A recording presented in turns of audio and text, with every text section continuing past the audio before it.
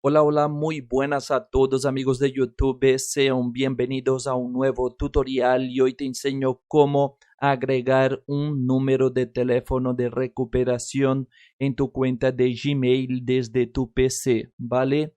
Primero de todo, estando aquí dentro de tu Gmail, al lado derecho en tu foto de perfil le das un clic. Ahora aquí al lado izquierdo de tu nombre tenemos aquí nuestra foto y este lápiz de editar. Le damos un clic aquí en este lápiz pequeño y al lado izquierdo le damos en seguridad e inicio de sesión.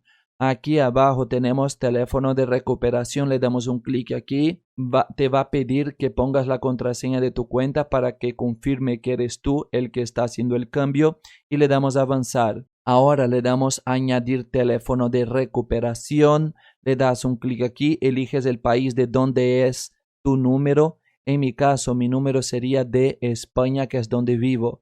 Y ahora ponemos el teléfono de la persona. Poniendo el teléfono le damos al botón de siguiente y luego le damos clic al botón de guardar. Listo, chavales, el teléfono se agregó correctamente como podéis ver aquí que lo está tapando, por supuesto.